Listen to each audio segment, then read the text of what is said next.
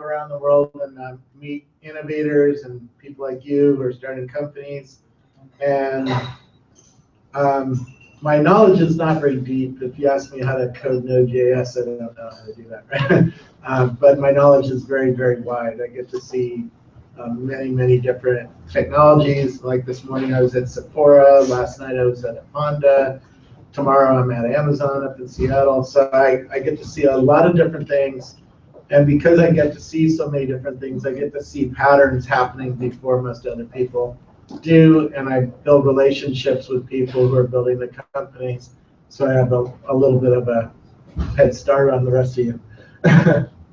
And so I'm going to give you just a short version of my talk so we can have more of a Q&A, but this is the beginnings of the book that we're writing that will come out next year called Beyond Mobile. And what I started noticing was there's a variety of things that are happening that are going to devalue our mobile screen. So in 10 years, we're not going to be walking around like this anymore. We're going to wear a piece of glass on our face that's going to show us stuff in the world. And this is the founder of Meta, which tomorrow at TED is going to show off their latest glass. And if you've heard of Magic Leap, or Meta is a competitor of Magic Leap or Microsoft HoloLens. So these are the new AR glasses. Now, these are probably 3 to 5 years away from being really a consumerish thing, but they're coming, and they're very exciting products that are coming. When you look through these things, the one he's showing off tomorrow has 2K screens on both eyes, and you look through them to the real world, and it puts virtual items. It could put CNN on the floor. We could put a game on the floor. We could put virtual clothing on you. We could walk around the shopping mall and interact with the shopping mall. I was just at Sephora, and they're already building augmented reality signs. So you come up to the sign with your mobile phone, and it augments. It tells you stuff about the products and gives you new opportunities. You're going to do that with glasses. You're going to walk up to something, and it's going to spray off a whole display, right, when it sees a logo, or when you cross a geofence or get closer to something. iBeacon, Robert? Yeah, so beacons are going to play an important role in this, but it's way beyond beacons in this world. So in these things, there's 2 cameras, and by the way, the car is using the same kind of software. They're using 2 cameras. The 2 cameras are being different, so they can see depth, and it lays a mat of polygons that you can't see on top of everything, and then it can put virtual things on those polygons, right? And this is what it actually looks like when you're looking around and seeing the developer's view off of these dual cameras. And today, the guys who made Stereo, this is Stereo Labs. They make a Z sensor that quite a few people are using for robots and other things. They say today you can do it on a laptop, and to do it on a mobile phone, they need Moore's Law to flip 1 to 3 more times, which means 18 months to 50 months, somewhere in that range. And they're waiting just for the GPU to get a little faster to lay down these polygons in real time to give you really low latency view. Now, what Meta showed me was they're using the NVIDIA card, so they're tethered to a PC, and it works on that, right? And it works amazingly well. It's really amazing to wear one of these products.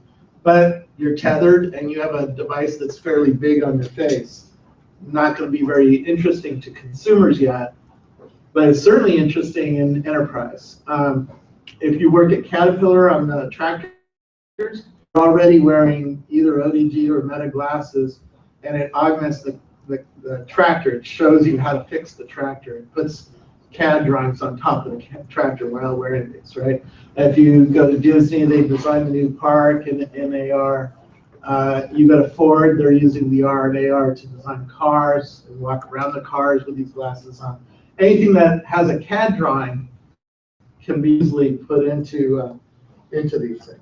So when you start hearing the hype about Magic Leap, this is looking through the Magic Leap glass, and it's putting a virtual item on top of the real world. And notice, this is the real world, this is augmented, and it goes properly underneath the table. It senses everything in the world and knows how to put virtual items underneath things and behind things and in front of things, right? And on things. So you're going to have, no more are you going to buy a TV screen. You're not going to need a TV screen, right? Your glasses are going to be a TV screen. And your glasses are going to show you 20 TV screens. You could have 20 TV screens on the floor here, right? So why more TV screens? Don't need it. Mama going to be forever in our world. Yeah. And so, yeah, when I saw Meta, I realized you're just not going to buy, you're going to wear these glasses a lot. These are the ODG glasses. They're made over here in the near the ballpark. He started out sort of like Meta did in the military. They made these for fighter pilots and military people for 10 years. And Mayron, the guy who started Meta, said, 10 years ago, these glasses were more than $100,000 for a jet pilot, right? If you're flying a plane that costs $2 billion, adding on another 100 grand is not a big deal, right? But the costs now are coming down to where they're less than $1,000, and so that's why you can see the price slope is aiming at about 3 years from now is going to be consumer, and the size is getting smaller, and the sharpness is getting higher. All of these things aim at 3 years from now. 3 years from now is when you're going to see these come up. But he's looking at a paper picture, but when you're using the glass, it augments into a 3D model. So anything that's CAD can be augmented and can do that. Do you have a photo start with real soon? It's already here. Meta is totally. If you've seen the Tony Stark lab, that's like what it's like to wear a Meta or a Magic Leap, right? Yeah. There's other companies. There's Epiphany Eyewear. These kids came out of Stanford, and they built a sunglass that has a 1080p camera in it. And this is 2 years old. They got bought by Snapchat. So this year, Snapchat's going to come out with a connected camera. And this is the camera in a sunglass frame. And that's 2 years old. So think about how much smaller it is today than it was 2 years ago as a prototype, right? We can talk a lot about virtual reality. Let's just talk about the high end of the headsets. This is the HTC Vive. There's the Oculus Rift and the Sony PlayStation VR. The Vive has the best technology if you're just a nerd and want the best technology. It has 2 sensors you're going to put on the wall that spray light into a space of about 15 by 15. And it sees you moving around in that space. So you can walk around the space. You can see people entering the space if you have the goggles on because there's a camera on the front. And the action of being in one of these things is stunning.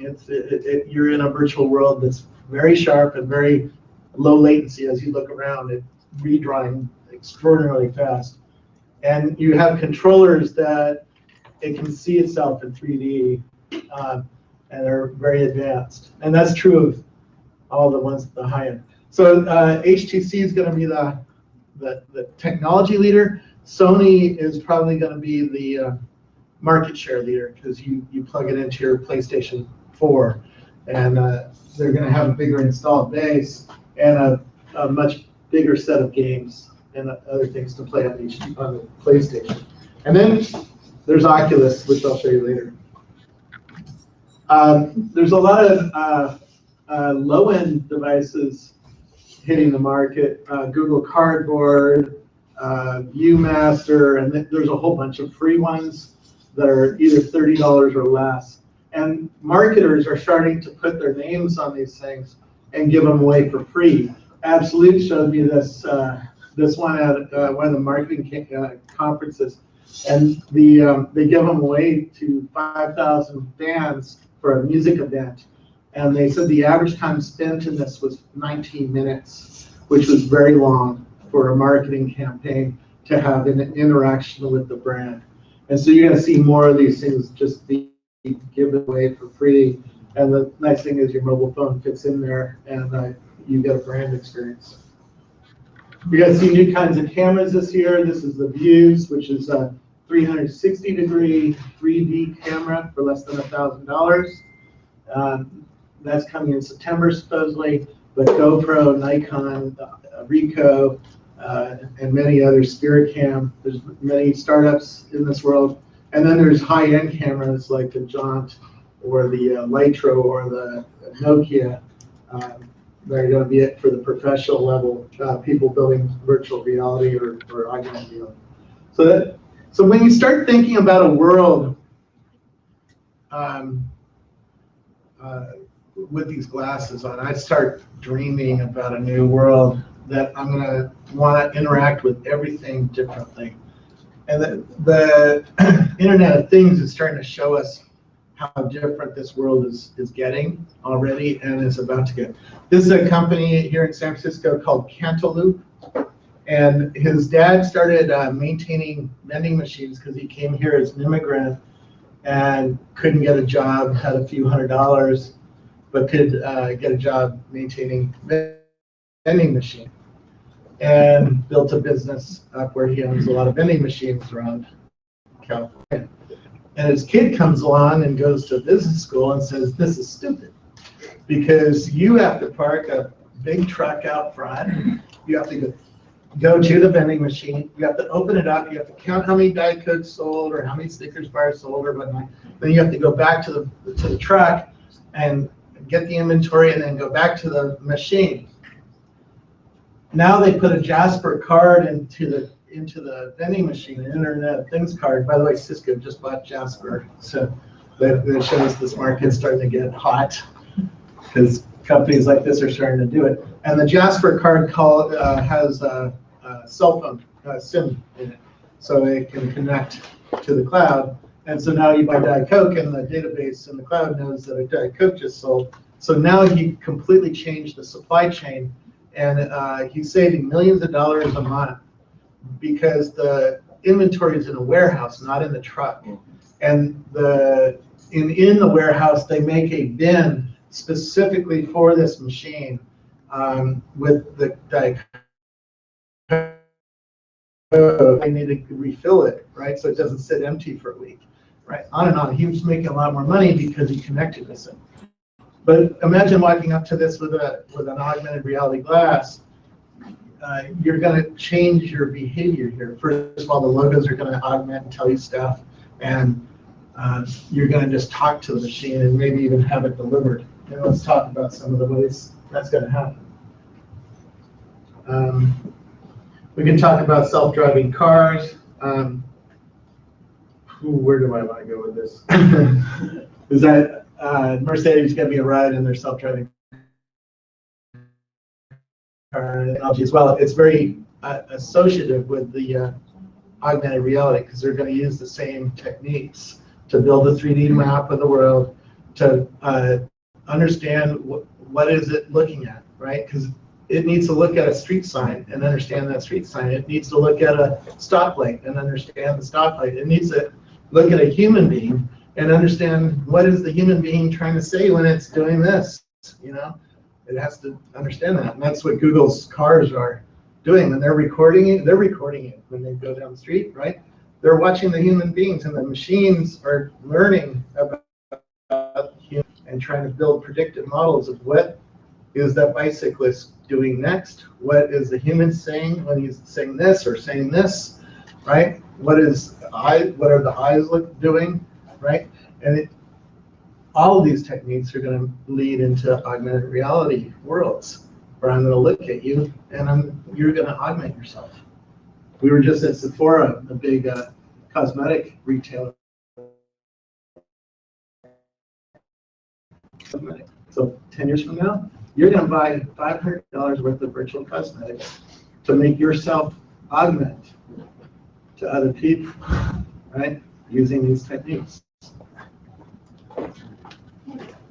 These technologies are starting to change all sorts of different products. This is Oakley's Airwave ski goggle. It has the Recon Instruments package in it, intel about the company, right? It shows you where on the mountain you are, how fast you're going, where your kids are. It lets you chat with your kids too if they have the iPhone or Android phone in their pocket. And it shows you the hang time of your last jump because it has sensors that can sense that you're jumping.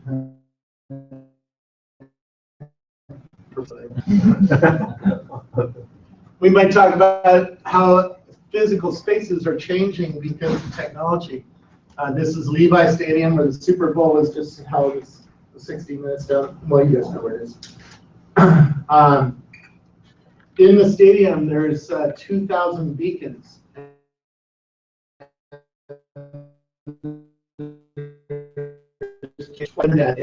And Verizon put special antennas all the way around the stadium. It knows where you are full time. I don't know if you knew that or not, but it does. It knows where you bought the ticket because you bought it on a mobile phone, and the mobile phone has location turned on, right? It knows when you're driving to the parking lot, and it can even notify you and say, don't go to parking lot A because it's flooded. Go to parking lot C, it's still open. And it knows in real time how many parking spaces are open in each of the parking lots, right? It knows when you go through the front door because you passed by one of these things. This is the guy who built the system. And it has an Internet of Things set of radios in it, and it can see your phone going by these are called Keysars.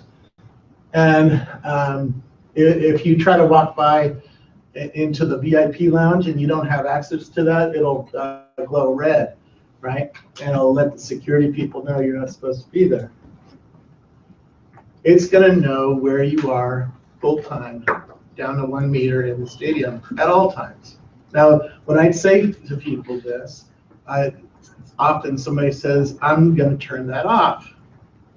One guy said, I'm going to turn that shit off. That's the exact word was. And I said, no, you're not going to turn that shit off. You're not going to turn off Bluetooth because you're not going to get food delivered to your seat the way I do. And in the bathrooms, there's a sensor that watches the line length of the bathrooms. And if you pull out your iPhone and ask it where's the closest bathroom, it's going to tell you where the closest bathroom is with the shortest line. So if you turn it off, you're not going to get that feature. And you're not going to get access to the VIP lounges if you turn it off, and on and on. And you might say, well, that's your funny stadium here in Silicon Valley, but American Airlines is doing this in the airports now with American Airlines now. They've mapped out the airport. They know where you're standing plus or minus a meter, and they can navigate you to your gate or to the bathroom or to a sushi restaurant, right? They know where you're. Parties, that's right. Unless you got good social behavior. You should know about this guy. His dad started Zoran in Israel, but Daniel Almag started a company called Topingo. And if you're at Santa Clara University, you're using Topingo already to buy everything. You wake up at 7 in the morning and you say, I'd like an iced latte, and it puts the order into the cloud, and there's a box in the Starbucks that lights up, beeps, and spits out a receipt that goes into the workflow of the Starbucks. And your phone says your latte will be ready at 7:29 a.m. And you go in and pick up the latte and leave. You don't tap anything. You don't talk to anybody. You don't hand over any cash. It does it like Uber. Cold War. What's that? Cold War. Yeah. It does it like Uber, right?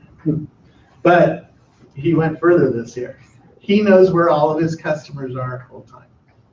So if you're in the Starbucks and you're also in my class, it'll say, why don't you pick up Robert's latte and take it to class and get at least wait. No, you'll get $5 Topingo dollars. So he's starting a decentralized delivery network, right? And there's lots of companies trying to deliver services. Sounds great. Yeah, and he's building a virtual currency, it's a cryptocurrency, Bitcoin, that's inside Topingo because he doesn't want to take money in and out of Visa because it costs 2%. So he's building his own cryptocurrency. So when this thing comes out for us in 6 years or 5 years, he's going to have a really good delivery network. He's going to have the infrastructure in all the restaurants. He's going to be the bank. And he's going to be the bank. And you're going to just tell your class, you know, to bingo, deliver me an In-N-Out hamburger to work. And one's going to show up in 5 or 10 minutes, right? Already here in San Francisco, we can get spring salads delivered in 10, 15 minutes for $20 to $10, right? And a lot of other things, right? So this stuff is coming. That's what it all looks like. If you're at Coupa Cafe near where you guys are, the old way of ordering was to get off the seat, go wait in line, get to the front of the line, which might take, I don't know, 5, 10 minutes, order a sandwich and for them to make it, and then sit back down. That would take 20, 30 minutes, right? Now you pull out your app and say, I want a sandwich and a latte, and one just shows up at your table, and you don't pay, you don't give any cash over. You don't have to find your credit card. It charges you for it automatically. And it does it because there's a beacon on the top of each table. And so it knows that you're sitting at table 13, and they have an iPad in the counter where it lights up and beeps, and even calls the restaurant if they don't pick up the order, right? To remind them there's money sitting on the counter. Will you take care of the guy at table 13, right? So Blackbox company. It's Blackbox company, downtown app. Yeah. Yep. And that's cool. Sales went up 25% the first week they put it in place, and 35% so far after finishing it. So I know more and more restaurants are going to do things like this. If you reduce friction in the world, you increase sales, and everybody gets happy. And soon, with our augmented reality glasses, we're going to want things. There's another company called House Call. Actually, the guys who built the beacons at Qualcomm, they left Qualcomm to start this company. And if you need a plumber or somebody for your house, painting, or you need a TV hung on the wall or something like that, use that House Call app. And it schedules that person, because the plumber thing, it lets you talk to the plumber through this because there's a messenger built into this. And the reviews are all standardized, and only customers can write the reviews, so it doesn't have the Yelp problems where the competitors are writing bad reviews about the service. And the pricing is standardized. And then on Tuesday morning, when the plumber's coming to your house, you see the plumber coming to the house like you see Uber coming toward you, because everybody has a mobile phone and everybody knows where everybody is. And they know if you're home, by the way, because they can see your icon, your mobile phone is home, right? And if you're not home, they can call you and go, are you going to meet me, or should I cancel today's trip? You start thinking about how information is shifting the world. I mean, I just went to Illinois and I met a company called Agrable, and he told me he does virtual farming. So this is 90 people company, right? And they build virtual crops to tell the farmers what to do tomorrow, right? Because they're taking all of the data from the Doppler radar, from the drones you guys are going to build, and the satellites that are over the farms, and the spot price and all he can get. He puts it into his virtual models, crunches the data, and analyzes the data. He said when he did his thesis project 20 years ago, it took 2 years to run 1 day's worth of data, and today it takes 2 seconds, right? So he can analyze the data and build virtual crops and offer a new service to farmers that never was possible.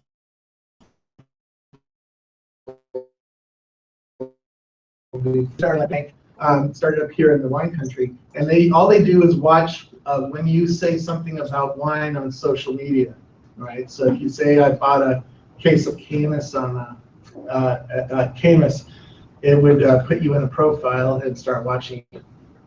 So think about what one tweet says about somebody.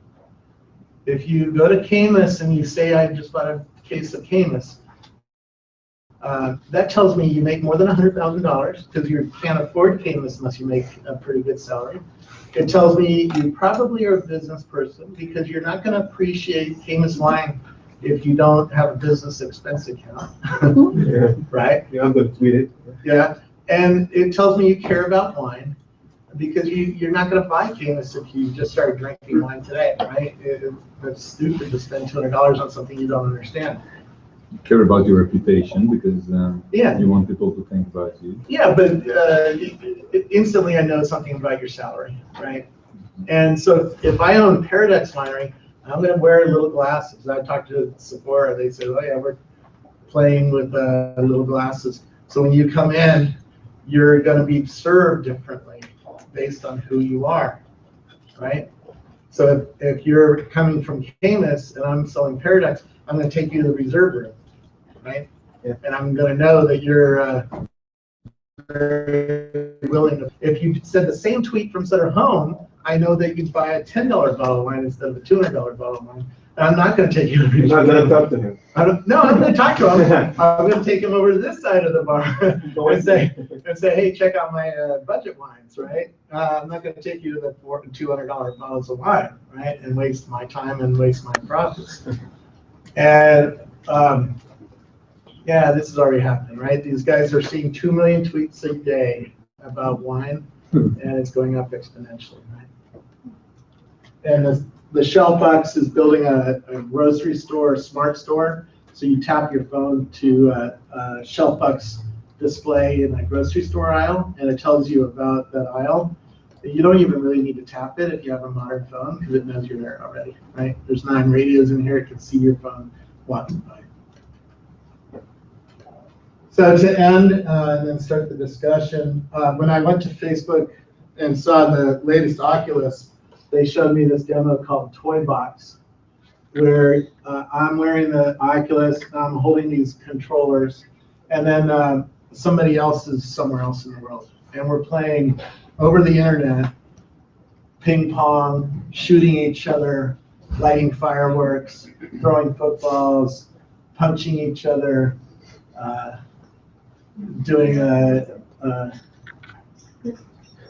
archery and stuff like that, shooting each other, having a lot of fun. So this is what's coming this year. We're going to have this kind of immersive experience, and I'm very much looking forward to that. And then 2 more years, 3 more years, we're going to get augmented reality. And that's going to open up a lot of opportunities for businesses like yours. What do you think about all this? I'm all in. Yeah? I'm all in.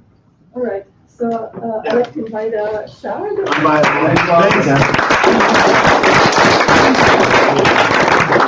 You can take the middle.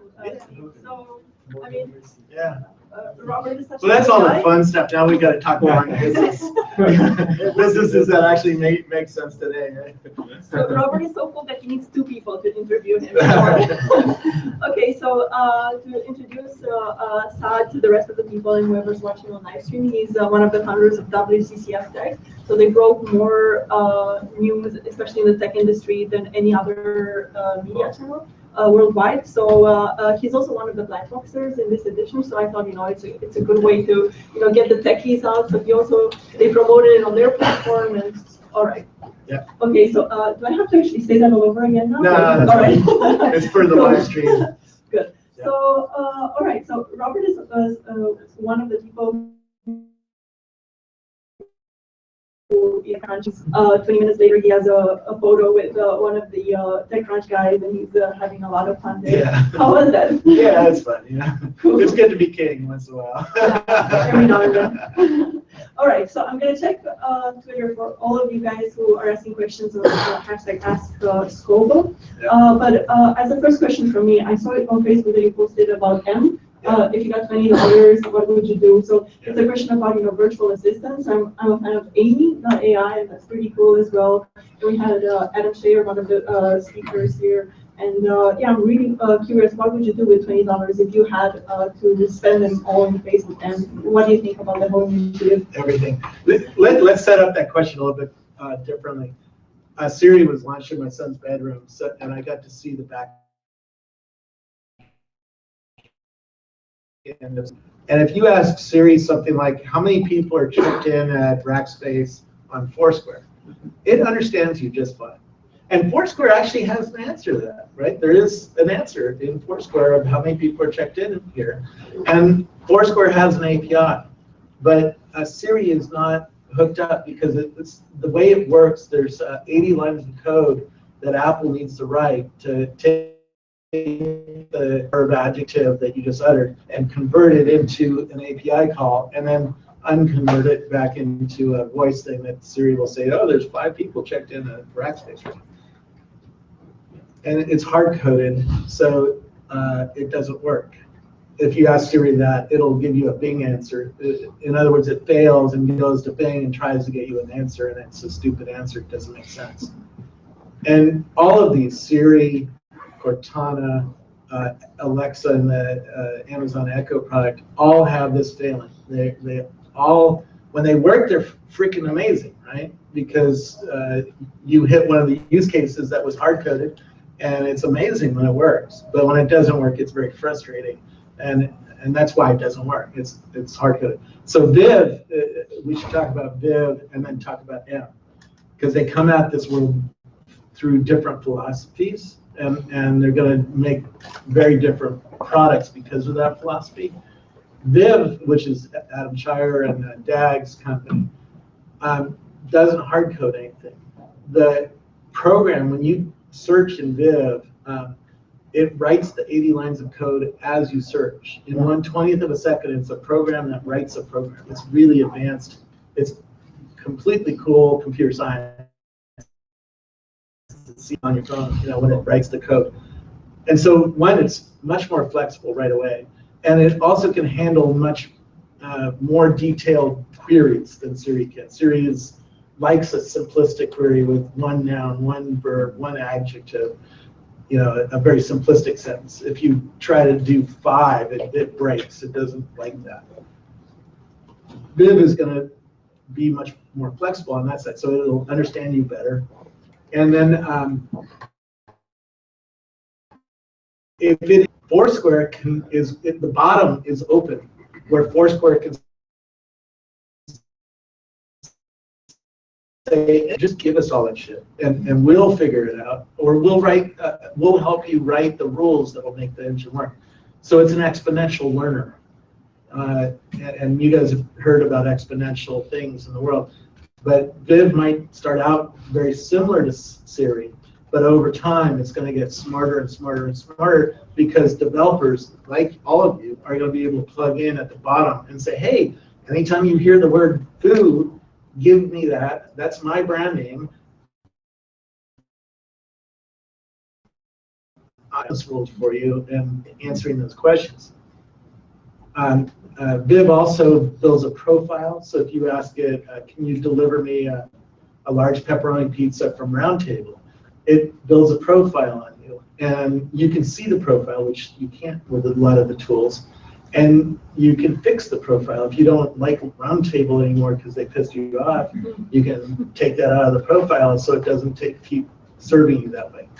And all of these are starting to build profiles. I mean, if you ask Amazon's Echo, hey Alexa, it says, oh, the last time you bought toilet paper, you bought the Charmin 2-ply 20-pack and it cost $19. Would you like the same thing? And you say yes, right? Again, the profile, it makes your life better and better over time, right? So it's also exponentially learning about you, and it's really going to learn about everything you do, right?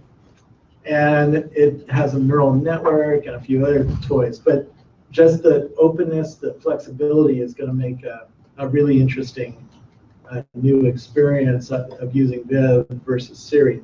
So Viv is trying to do it all with computers, right? And it's trying to make it so that it's all algorithmic and no humans.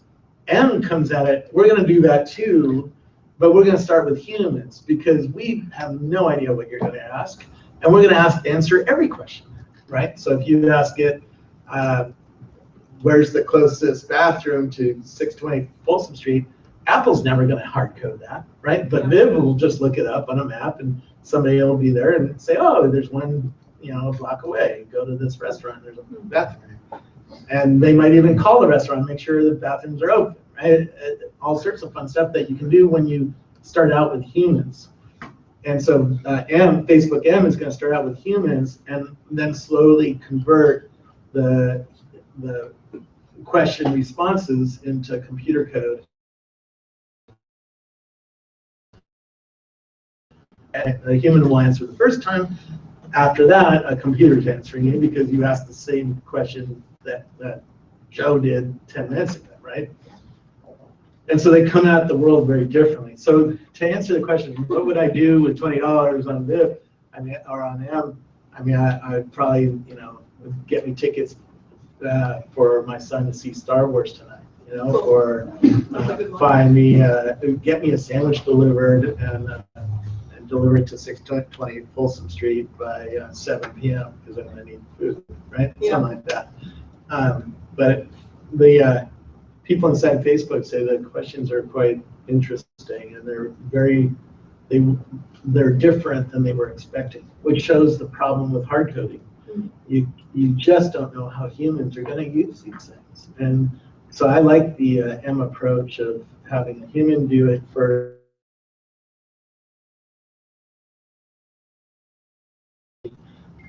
But have them then replace the most common ones with a computer answer. I've got a tough question for you. You've been heavily into VR for some time now. Yeah. Since Google Glass days. Yeah. Why Well, do you- that's Google Glass. Augmented reality. Sorry. Google Glass isn't really augmented reality either. It's a screen in your view. Like it's really like that screen right there, but it's permanently Wait, here. in terms of application. Yeah, Why do you it's think- wearable computers, I would say There that. you go. So why do you think Google Glass failed? 1, 2. Why do you think either of these two companies are going to make it? Um, I'm talking about Magic Yeah. Leap and Google Glass was had a lot of problems. It wasn't. It was too early, and when you say too early, look at other things in history that were too early. The Newton was 10 years before the iPhone. Now we all carry a phone. But when the Newton came out, people made fun of it the same way people made fun of the Google Glass. The Newton just wasn't ready as a product. It just wasn't fast enough. It couldn't recognize what you wanted. The user interfaces weren't completed because even Apple didn't know what you wanted to do with it. It's sort of the M problem, right? What are you going to do with it? I don't know. Everything. But we won't really know what humans are going to do with it until it gets released to humans. And then they're going to shift all the resources to what humans actually use it for. And the same problem with Google Glass. Google Glass, the camera really sucked. The battery lasted 45 minutes. The mirror flaked off if you got wet or took it out, in salty air or put a sticker on it like I did. I broke it like 4 or 5 times. It was flimsy. It broke a lot. A lot of people broke them. They were $1,500, so the utility for what you paid was very low. And they had a really interesting new problem that people didn't know about before shipping this product. A lot of people blamed it on the camera. Had nothing to do with the camera. the red light thing. No, it had nothing to do with the red light, and I'll explain why I know this. But people blame, I don't like the Google Glass, you're recording me. I have people tell me, are you recording me? No, I'm not recording you, you're not interesting enough to record me. And you really didn't care about recording, and I have proof of this.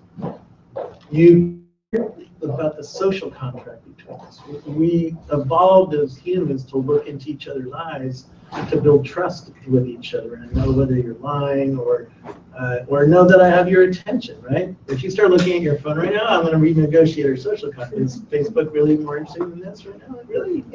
Right? And I'm going to give you shit about it, right? And we do that all day long, right? We renegotiate our social contract. And here we had a piece of glass that lit up my eye between us, and it bothered you.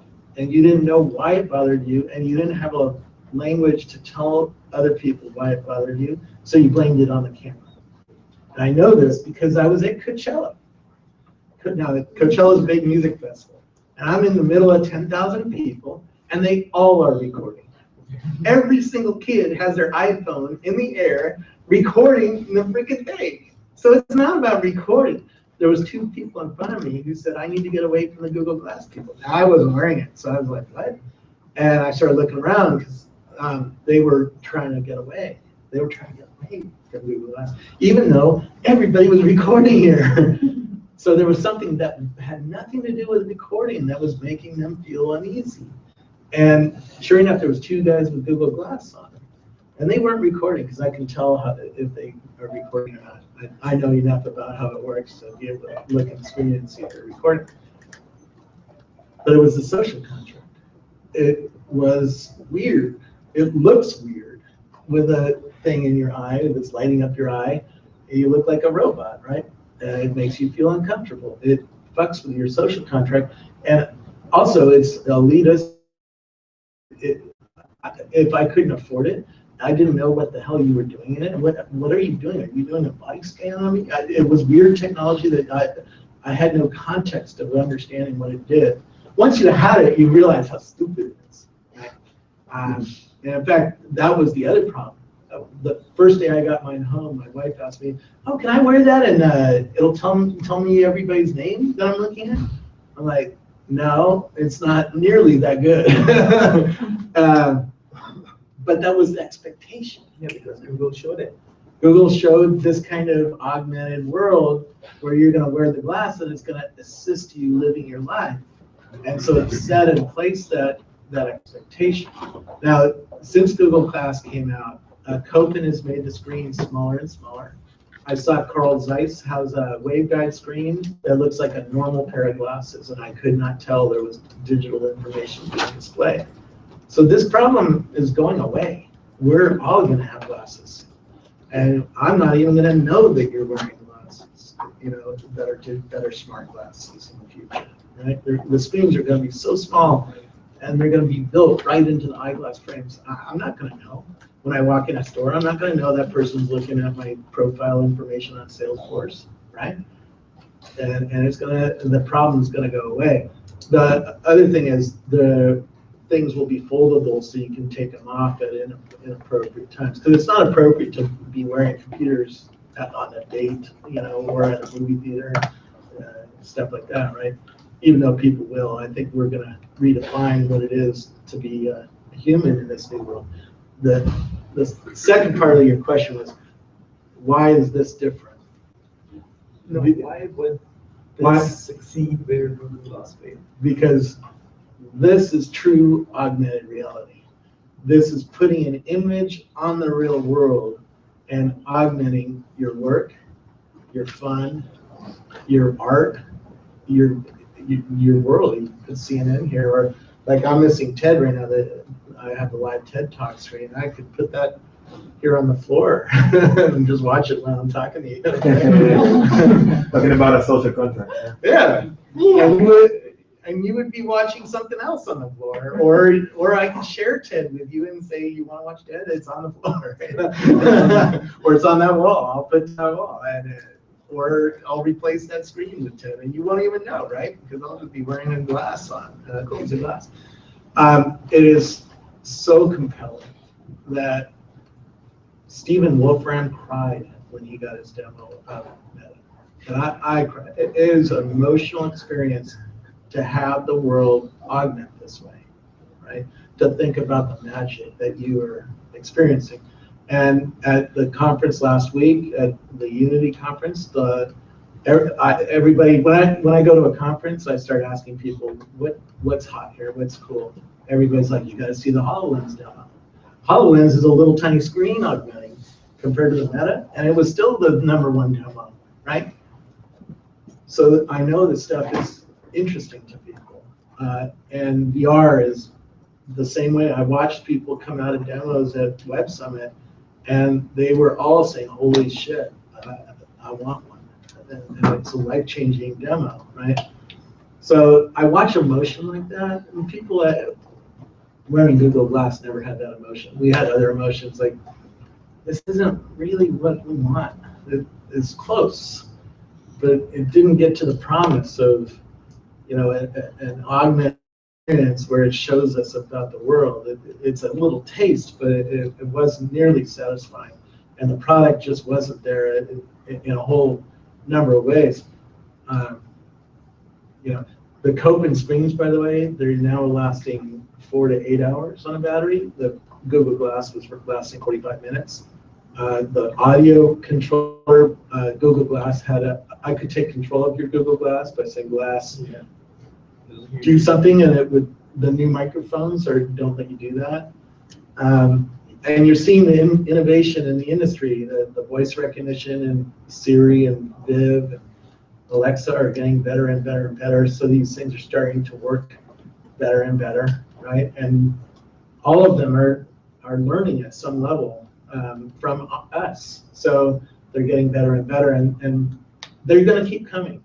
It might be another 5, might be another 10 years, but they're going to come. And one day you're going to see a product that's like, bam, that's the product everybody's going to have, right? Same way the iPhone was 10 years after the Newton, right?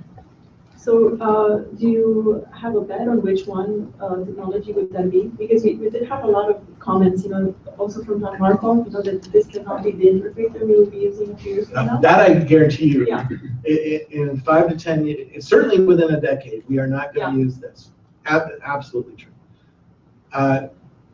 Right now, the Magic Leap is the best. It works in bright sunlight, where the Meta one, they show it to you in a darker room. And so Magic Leap is ahead. But I met the head of developer relations last night. He says, "Ben, this is so early days. These products have years of development still to go before they're a consumer product. Us will have them in 2 or 3 years, but they won't be able to get rid of the mobile phone in 2 or 3 years. It'll take 5 or 10 before it gets to the place where I'm not carrying my iPhone anymore." Nice. So I also have a question from the audience about robots. So again, about consumers. So which one do you think would be the most adopted consumer robot? That's from Antti from Cosify. Yeah, I haven't met yet a robot I liked for the home.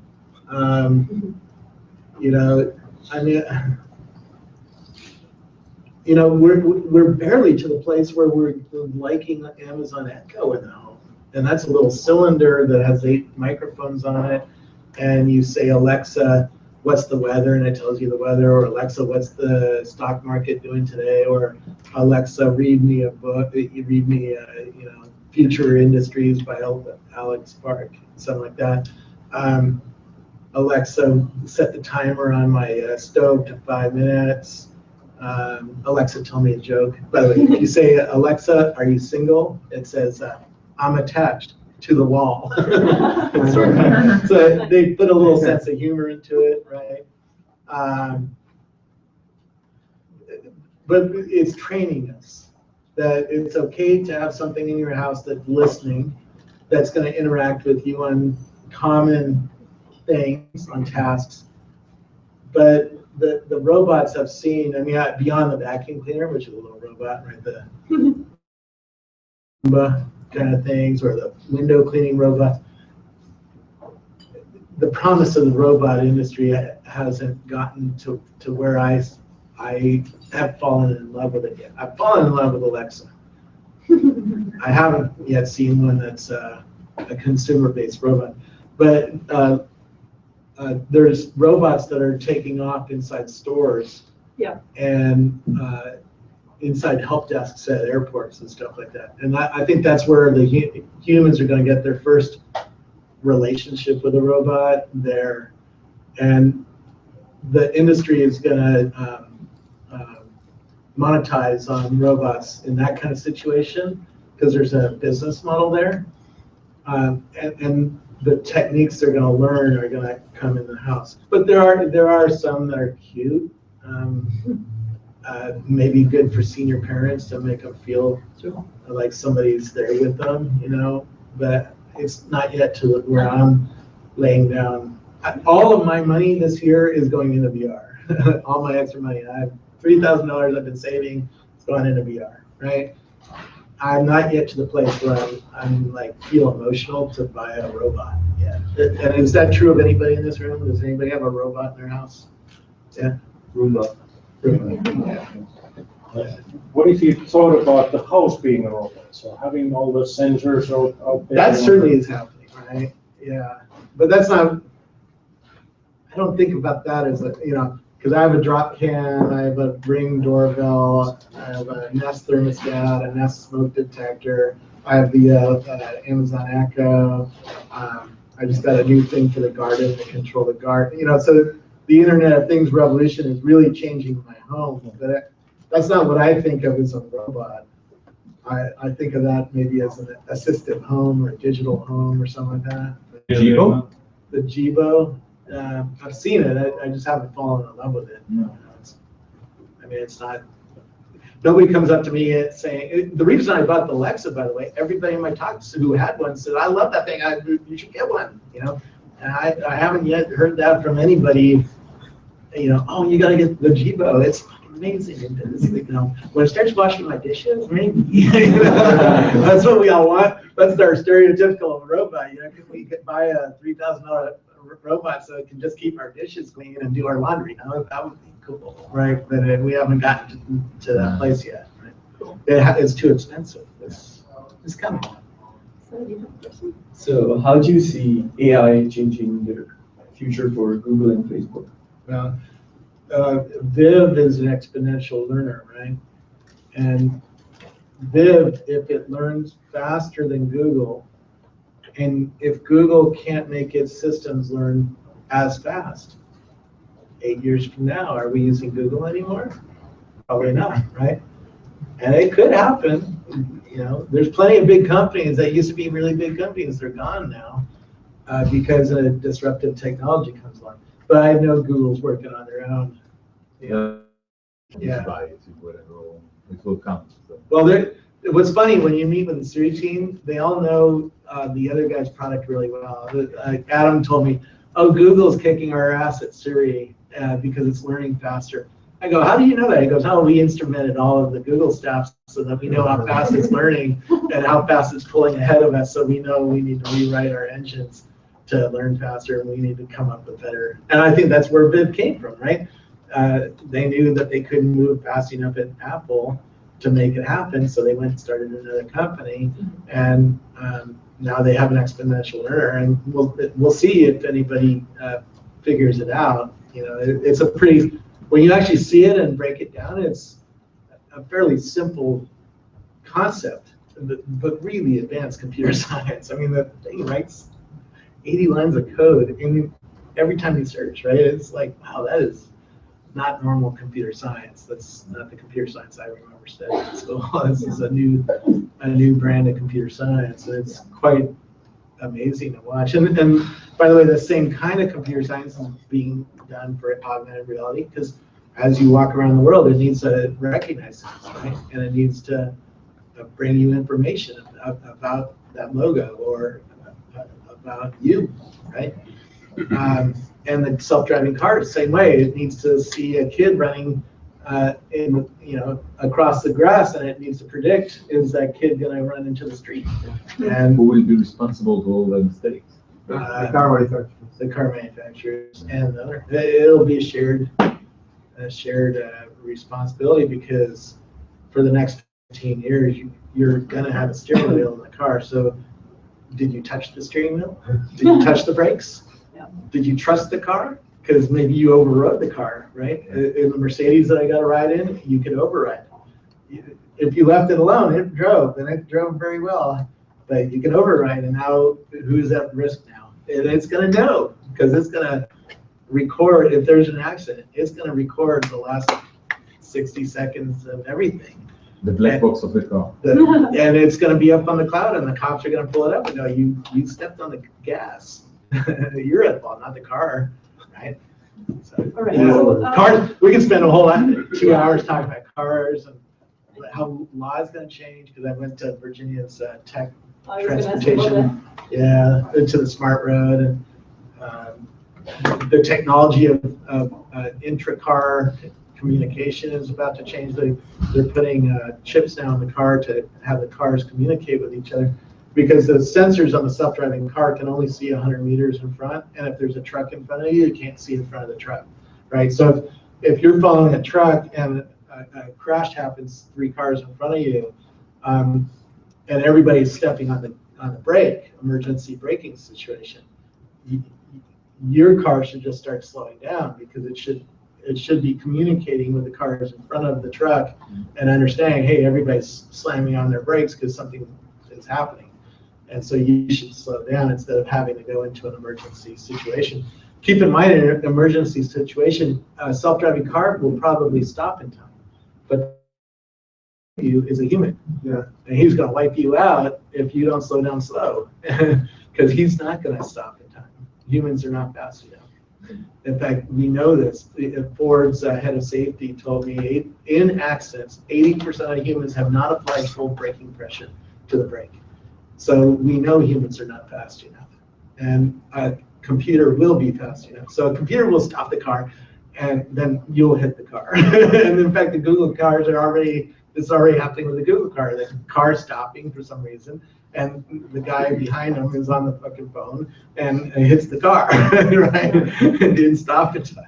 I think that happens more often than not. Mhm. So our cursive texting and all of that. So I have some questions in just a few more minutes, so we will do kind of like a speed round, I guess. Yeah. So from Michelle Glauser, she's asking, which tech skills do you think are most needed for someone new to the tech industry?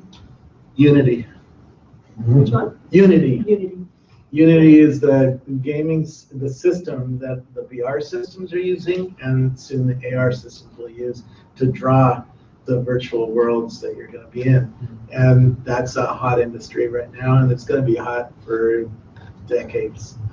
And whatever skill you learn in Unity will apply to whatever's next in that industry.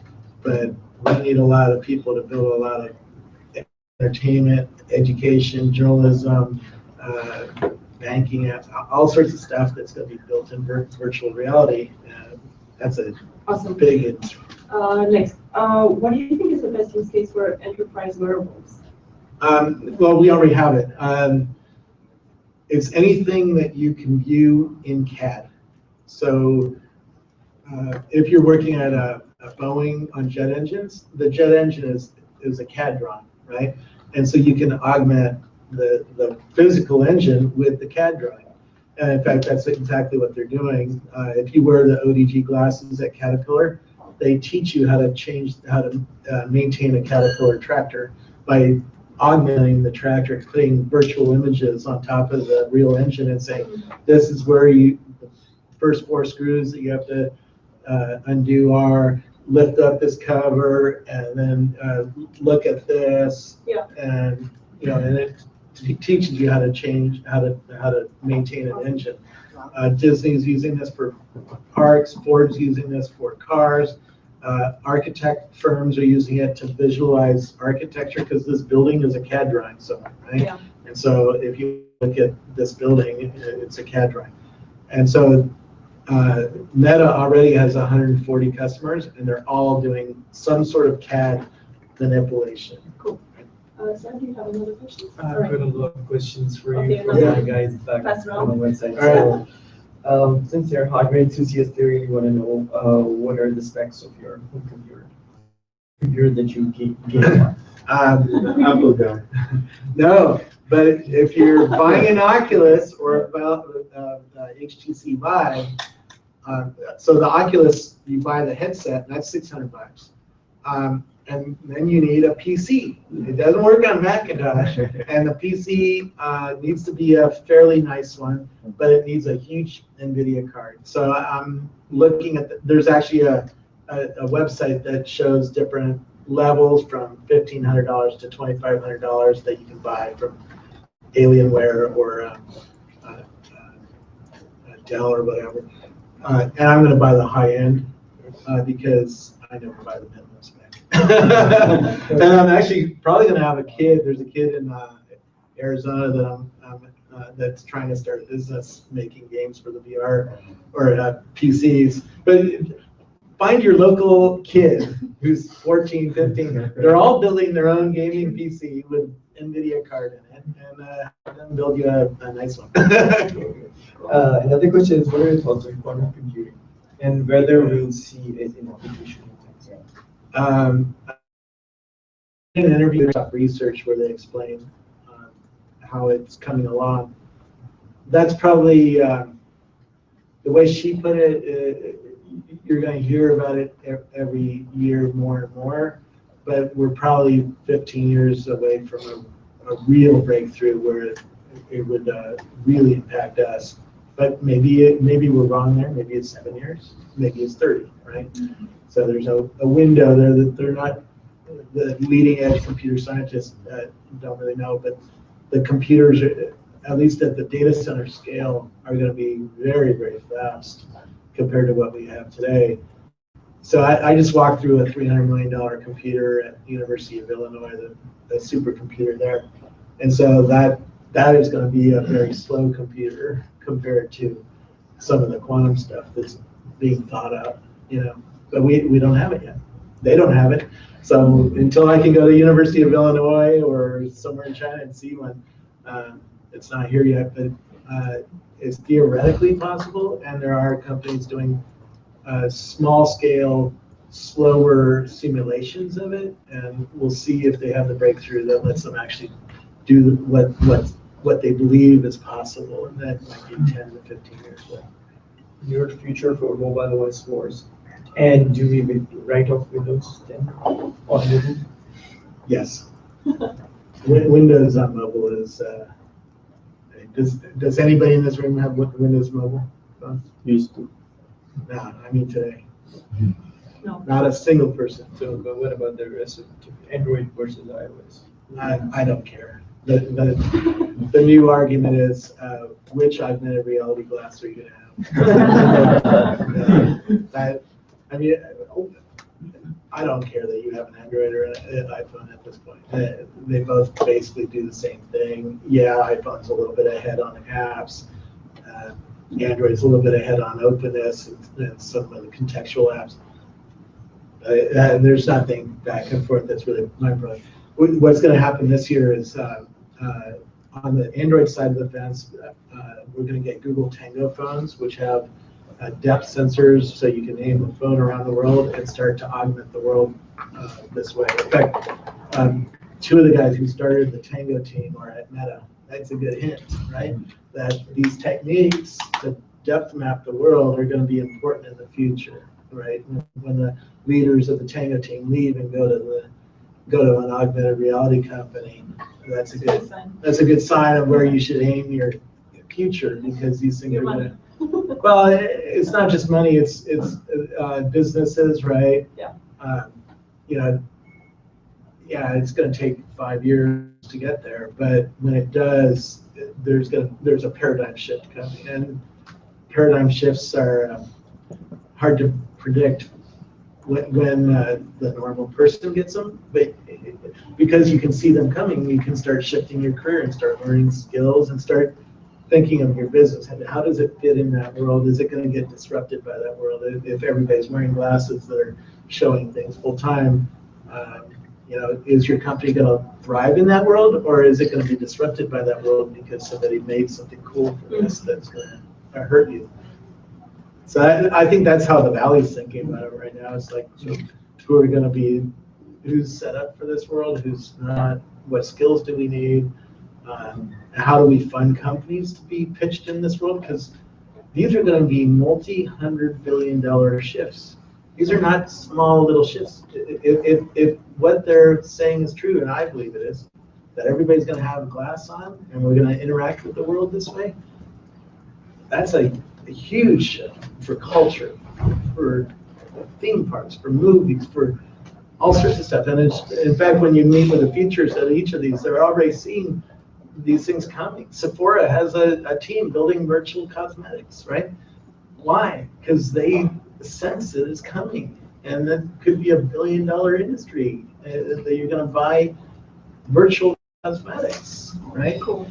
And at minimum, you're going to go into a Sephora store and learn how to apply cosmetics in the virtual reality or the augmented reality glasses, and they're already starting to do that with mobile phones, right? Yeah, it works great. We just have to figure out when the tipping point will actually happen. 5 years. 5 years. Cool. All right. So maybe one last question. We have one of our entrepreneurs from Switzerland, so he's really curious about this side, and then he's asking how can Switzerland actually become more like Silicon Valley? How can we be more? Wrong question. Be more Switzerland. Get the valley to react to you, not the other way around. You know. Yeah, Rackspace went through a pivot over the last 18 months. You know, we're now providing canonical support for all the best clouds. You know, Azure and AWS at this point. And that was a pretty sizable philosophical change because, you know, when I started at Rackspace, we were going to be a competitor of Amazon. Now we're providing support to Amazon and doing pretty well with that. Yeah. Where else? The question about Switzerland and Silicon Valley. It's more of a global question, right? Yeah, I get it all the People time. coming from all over the world.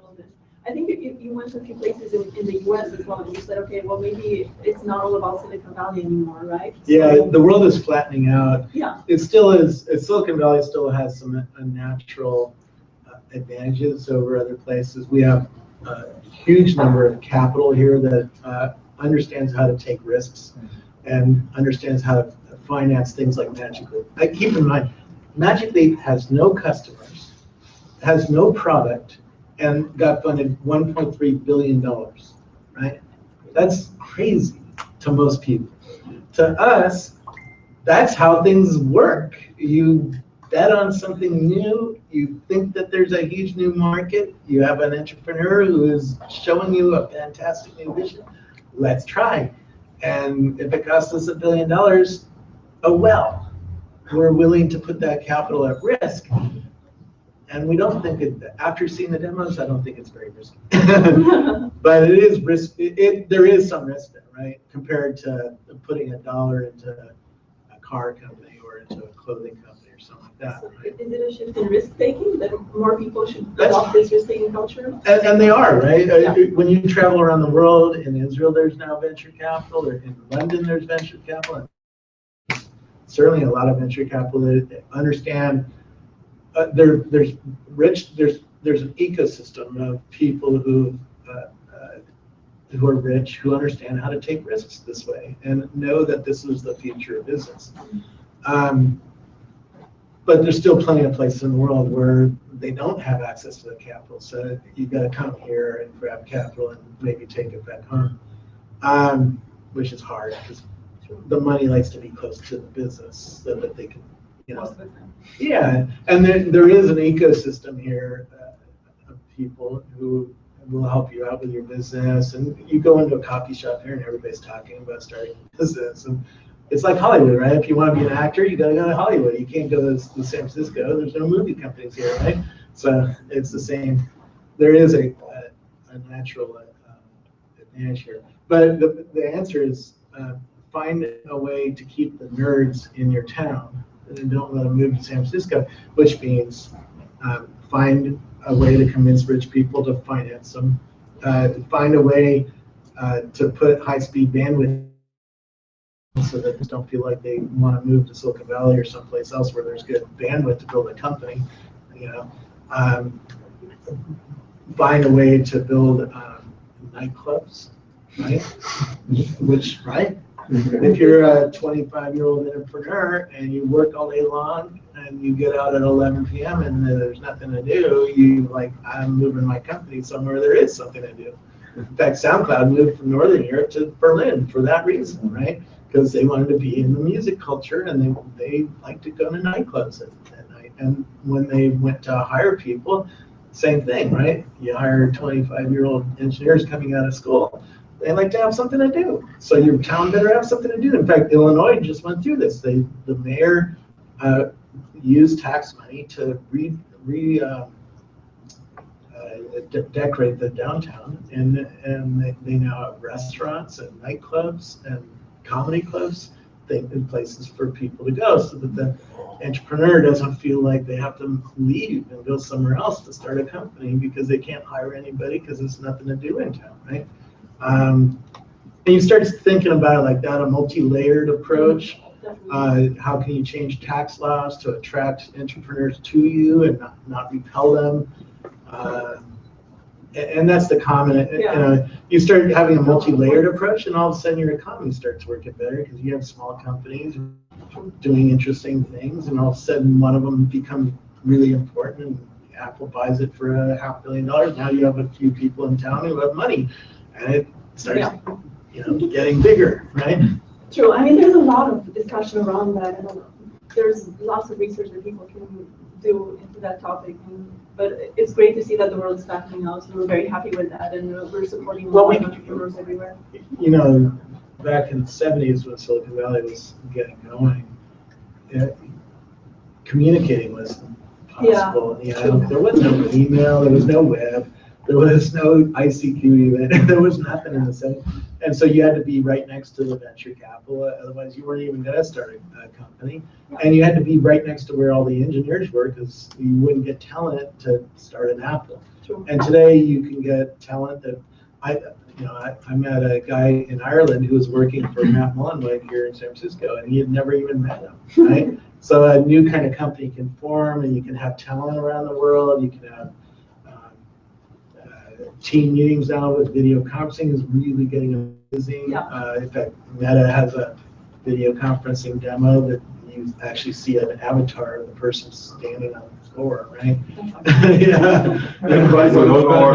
Everybody's on the floor. Yeah, you know, so we can call Joe in from Israel and he can be standing right there. And we can all look at it. All right. That's So, companies, Sorry?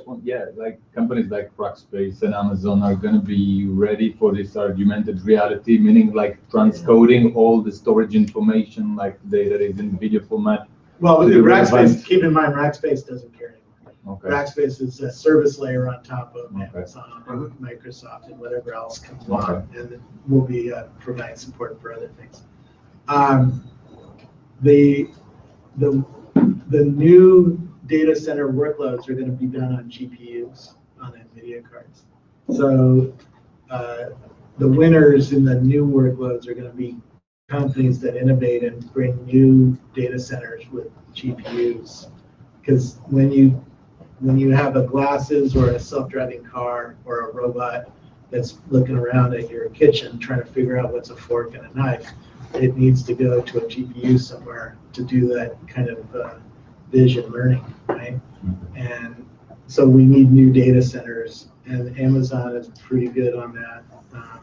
Google is building new data centers with a lot of this stuff. In fact, my prediction from last year came straight from a Google engineer. So this is what we're doing. You know, we're putting in new NVIDIA technology to make huge addressable memory spaces in the data center and huge addressable memory spaces on the GPUs, because we're trying to do driverless cars where the car is recognizing signs, recognizing people, and doing new workloads that aren't possible on Intel processors, right? all right, so we should wrap this up. If you guys have other questions, then you can approach Robert afterwards. Maybe one last maybe question, if you don't mind. You have a lot of startups approaching you all the time. You know, oh, Robert, can I pitch you? Can I show you? Can I? How do you spot the one, you know, when you say, hey, I like you, I'm going to do a 3D video of your, you know, startup, or... Are you as cool as Magic Leap? I want to talk. Not very many people are going to have companies that cool, right? So then I started, right now I'm reconfiguring my whole life around VR and AR because I'm really passionate about this new world. And so I'm starting to see that, you know, I'm starting to judge you. Are you in the VR, AR space? Do you have something to say about this space? Do you have a product or service that's going to fit in that space? Let's talk. But even more basic, I go through and who brought me the company. You know, if Mark Andreessen calls me and says this company is freaking amazing, you gotta see it. That's different than if you just cold call me, right? And these are standard tips for calling up a venture capitalist, right? If Body says this is the best company in my new class, it's going to be different than if you just cold call me and say I'm in the class, right? So social proof matters. do you hit any of the hot words, which is AR and VR? Or do you say, or hit any of the other words like, and this is why people write press releases like we're the Uber for weed or Uber for whatever, because you're trying to contextualize your company and say that it's important the way Uber was, but it's important in this new field, right? What other things do I look at? Then a lot of times you can just write me on Facebook and say I have a new company, here's a URL, and I think you'll think it's cool. Well, then I'll look at product hunt, and if you're low down on the list, I know you're not cool, right? How do you win?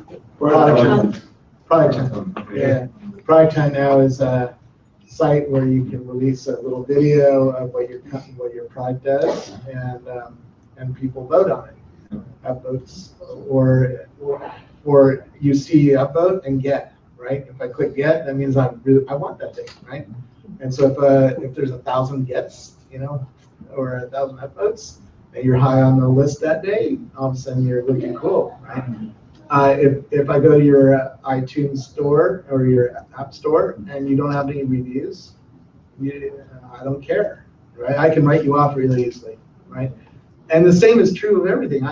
As a book author, I had 100 reviews on the first day, and we were 4.9 average score on 100 reviews. And I worked my ass off to get those 100 reviews. Why? Because people are judging me the same way I'm judging you, right? Yeah. And if you're looking at a grid of books, and this one has 30 reviews, and this one has 90, you're going to buy the one that has 90. It's going to stand out. That's the book to buy, right? Cool. And the same thing for your company. If on product hunt you're number one, great, I'll keep listening. Because I'm looking at this stuff while you're talking to me.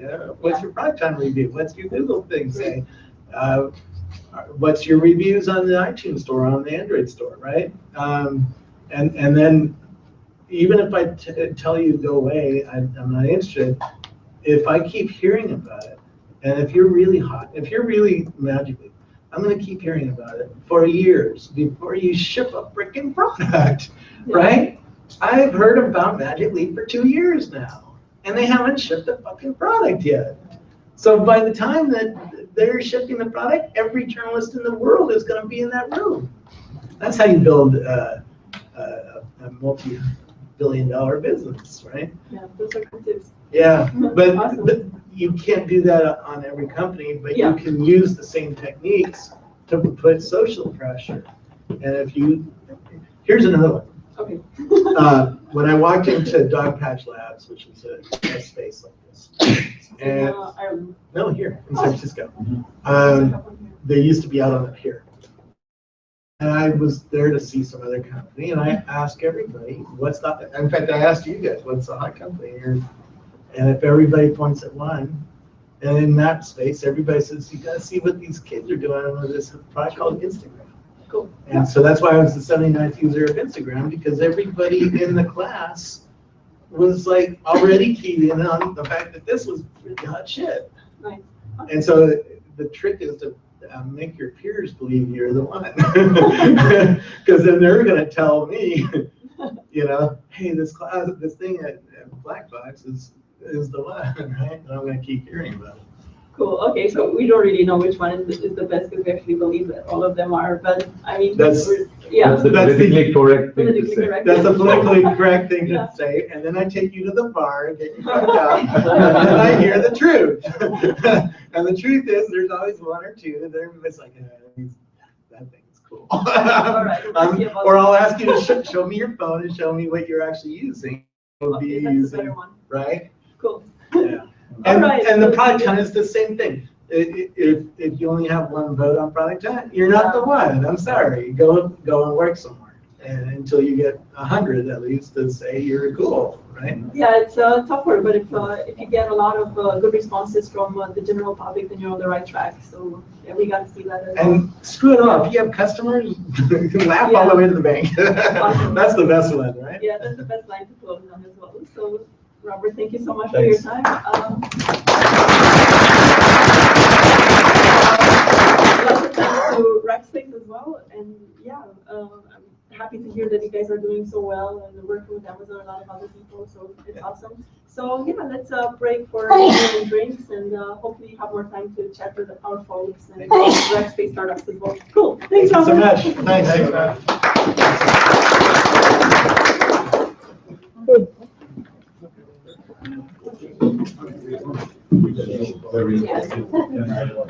Yeah.